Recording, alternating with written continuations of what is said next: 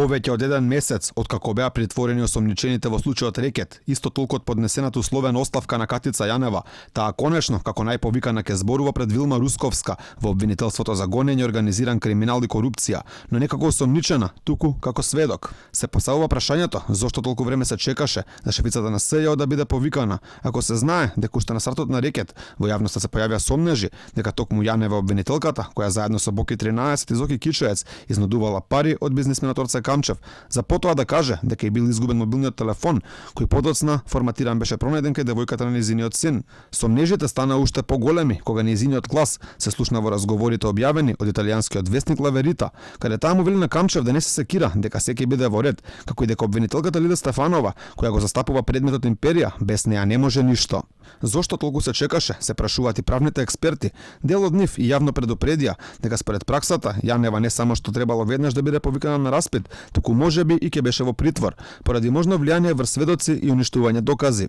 Она што загрижува е спороста на основното јавно обвинителство за гонење на организиран криминал и корупција, каде што премногу долго трае постапката. Можам да кажам дека е многу чудно и дека до сегашното искуство покажуваше при ваква вмешаност дури и притвор ќе се определеше. Обвинителството ќе одеше за предлог за определување на мерка притвор. Откако започна серијата искази на обвинителите на СЈО во обвинителството за гонење организиран криминал и корупција, одредени медиуми објавија дека Јанева минатиот понеделник на колегите им се заканила со зборовите: ако пропаѓам јас, пропаѓате и вие.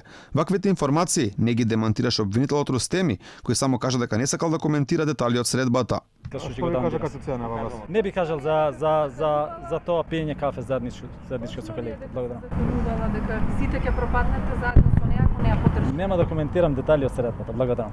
Пред неколку дена пукна тиквата и меѓу Катица Јанева и Фатиме Фетај, откако по наредба на шефицата на СЈО навлез на своето работно место, била претресувана Фетај. Таа денеска не сакаше да даде коментар за случајот Рекет.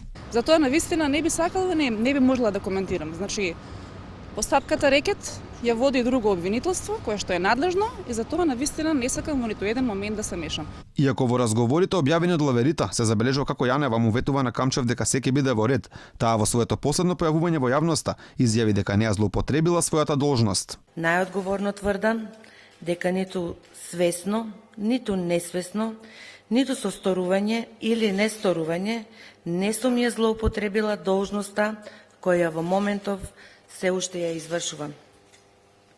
Јавно ги охрабрувам правосудните органи до крај да ги расчистат сите околности за конкретниот случај. За Рекет засега осомничени се само Бојан Јовановски и Зоран Милевски, кои повеќе од еден месец се во притвор.